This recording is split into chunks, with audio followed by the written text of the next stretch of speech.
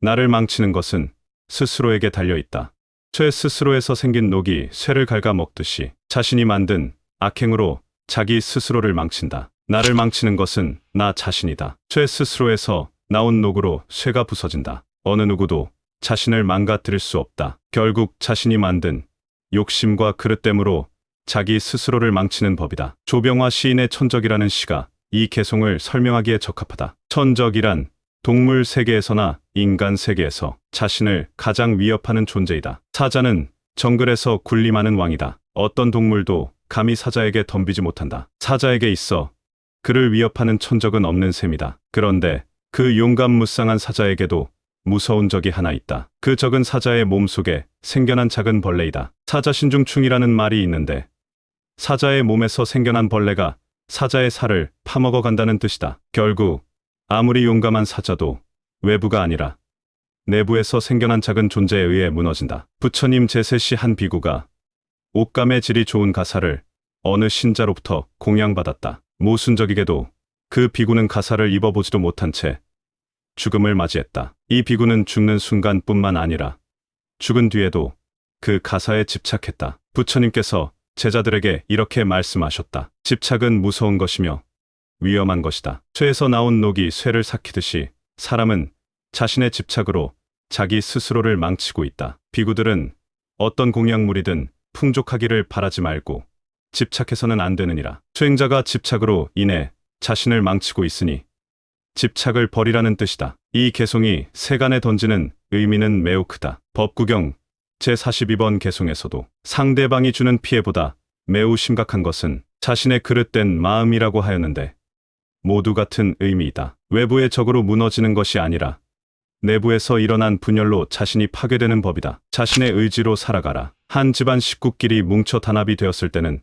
세상의 그 어떤 어려움도 이겨낼 수 있는 법이다. 한 나라가 망할 때는 외부의 무서운 공격보다 내부 갈등이 문제가 되어 망하는 경우도 많았다. 한국사를 공부한 사람들이 한결같이 하는 말이 있다. 삼국 통일을 고구려가 했다면 현 중국의 만주 땅까지 한국이 됐을지도 모른다는 이야기이다. 고구려가 망하기 전 왕좌를 차지하기 위한 왕자들의 싸움이 지속되자 결국 나라의 주도권이 대망리지인 연개소문에게 넘어갔다. 그런데 연개소문이 죽자 이번에는 그의 세 아들이 서로 군권을 장악하려고 싸움을 하였고 결국 신라에게 망하게 된다. 아무리 강력한 국가일지라도 내분이 있으면 몰락하는 것은 한순간의 일이다. 이 인생에서도 전쟁의 적군을 물리치는 데 집중하는 사람보다 자신을 이기는 사람이 위대한 승리자가 된다. 자신을 극복하는 것이 최선의 길이다. 어떤 일을 이루고자 했을 때 게을러지는 습성, 편안함, 추구, 못된 근성 등을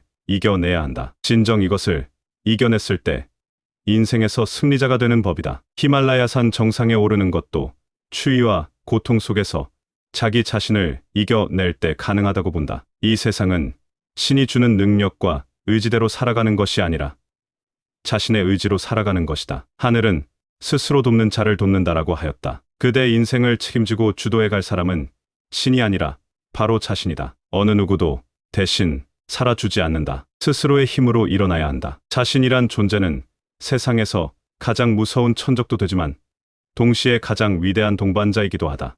내게도 허물이 있다면 반드시 말해달라. 불교에서 잘못된 행동을 바로 잡는 참회 의식으로 포살과 자자가 있다. 포살은 매월 15일과 금음날 모든 승려가 모여 보름간의 생활을 반성하는 의식으로 한 달에 2번 이루어진다. 대중 가운데 연장자인 장로가 계율의 항목을 읽을 때 자신이 잘못한 일이 있으면 자발적으로 일어나 대중 앞에 고백하고 참회한다. 죄를 고한 이는 계율의 경중에 따라 승려 집단에서 정해주는 처벌을 받아들여야 한다. 경상도 청도 운문사 승가대학에서 공부하던 젊은 시절에는 밥을 태우거나 장작불을 너무 많이 넣어서 승려들이 기거하는 방을 덮게 한 경우에도 대중 앞에서 참회했다. 또 종을 잘못 치거나 승려들끼리 말다툼한 경우 무단으로 예불에 빠졌거나 빨래를 제 시간에 걷지 않는 등 세세한 실수도 포살 의식 때 참회했다. 자자는 90일간의 결제가 끝나는 마지막 날 밤에 참회하는 의식을 말한다. 자발적으로 참회하는 것이 아니라 모든 승려가 한 장소에 모여 서로서로 잘못된 행위를 지적해 주는 것이다. 지적을 받은 비구는 잘못을 시인하고 대중스님에게 참회해야 한다. 이런 자자 의식에는 부처님도 참여하셨다. 부처님께서는 이 자자 의식 때마다 제자들에게 늘 이런 말씀을 하셨다. 내게도 허물이 있다면 반드시 말해달라. 부처님 제세 시에는 계율이 매우 엄격했다. 부처님께서 열반하시고 승가가 여러 교단으로 나눠지게 된 첫 번째 요인도 계율 문제였다. 사람이 만약 많은 허물을 가지고 있으면서 스스로 그 마음을 뉘우치지 않으면 모든 업보가 자신에게 돌아온다. 이는 마치 냇물이 바다로 들어가 점점 깊어지고 넓어지는 것과 같은 이치이니라. 그러나 자신에게 허물이 있다는 것을 잘 알고 뉘우쳐 허물을 좋은 쪽으로 변화해가면 죄업은 차츰차츰 소멸된다. 이는 마치 병든 사람이 땀을 내고 조금씩 몸이 회복되는 것과 같다. 인간은 처음부터 성인으로 태어나지 않기에 우리 모두가 번뇌투성이 중생이다. 그러니 당연히 실수하고 그릇된 행동도 한다. 바로 이럴 때 참회를 통해 새롭게 태어나고자 노력하는 것이 인간의 도리라고 본다. 논어에서도 허물이 있으면 고치기를 꺼리지 말아라고 하였다. 그 어떤 것이든 자기 발전의 기회로 삼는 이성적 태도가 필요하다. 허물이나 실수를 부끄러워하지 말자. 먼저 인정하는 자가 진정으로 이기는 자다. 스님들 간의 분쟁 사건이 있었고 부처님께서 홀로 다른 곳으로 옮겨간 사이 신자들이 승가에 반발했다. 부처님을 빨리 모셔오지 않으면 스님들께 공양을 올리지 않겠다라며 으름장을 놓았다고 보면 된다. 사태가 심각해지자 그제야 비구 스님들이 반성하고 부처님을 찾아가 참회하면서 일이 해결되었다. 서로 조금씩만 양보하면 되는데 왜 저럴까? 라는 생각이 저절로 든다. 그런데 막상 당사자가 되어 다른 사람들과 다투는 일이 생기면 앞의 이야기처럼 똑같이 행동하는 경우가 대부분일 것이다. 종종 인터넷에 올라오는 분쟁 이야기를 보면 대체로 좋게 끝나지 않는다. 양쪽 모두 큰 손해를 보거나 어느 한쪽이 크게 다치는 경우도 있다. 예수님도 제 눈에 대들보는 보지 못하면서 남의 눈에 있는 작은 티끌은 잘 본다라고 하셨다. 예나 지금이나 인간은 남의 단점은 크게 부각하고 자신의 단점은 어떤 방법을 동원해서라도 합리화하려 한다. 공자는 사람 사이에 분쟁이 생길 경우 자신의 과오를 빨리 인정하는 것이 합리적이라고 하였다. 그러면서 자신의 과오를 인정하는 것을 궁사에 비유했다. 활 쏘기를 하는 것은 군자다운 면이 있다. 그대가 쏜 화살이 관역에서 벗어나면 자기 자신에 돌이켜서 자신의 잘못된 점을 찾기 때문이다. 즉, 관역이 그 자리에 그대로 있는데도 화살이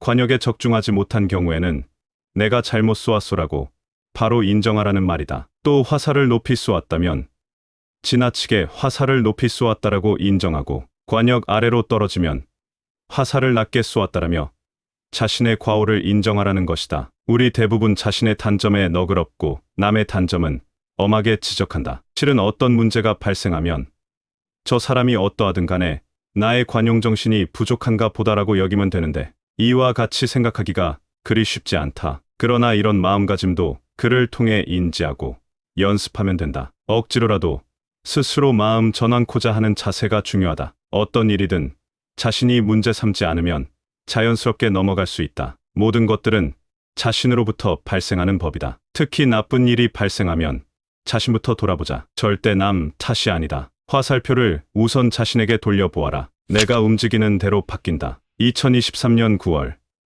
영국 킹스 칼리지 런던 정책연구소가 세계 주요국에서 설문조사한 내용이 보도되었다. 열심히 일하면 그 결과로 더 잘 살게 된다라는 명제에 동의하는지를 묻는 설문이었다. 결과를 보면 한국인 가운데 16%만이 열심히 일하면 결국 더 잘 살게 된다라는 명제에 동의했다. 이는 설문조사를 진행한 18개국 가운데 가장 낮은 수치로 노력만으로는 잘 살기 힘들다라는 답변이 압도적이었다. 한국인 사이에서는 운이 따라야 성공한다는 인식이 팽배하다고 볼 수 있다. 앞의 조사 결과를 전적으로 믿을 필요는 없다. 그러나 한국인으로서 다음과 같은 두 가지 생각을 되새길 필요는 있다고 본다. 첫째, 스스로를 낮추지 말자. 노력에 대한 보상이 적다라는 명제에 동의하는 이가 많다는 것은 긍정적으로 생각할 힘을 잃은 사람이 많은 상태라고 볼 수 있다. 또 다른 통계 자료에 따르면 한국은 자살률 세계 1위 자리를 꾸준히 유지하고 있다고 한다. 한국인의 DNA에 우울 인자가 있는 것이 아닌가라는 생각이 들 정도이다. 자신에 대한 신뢰와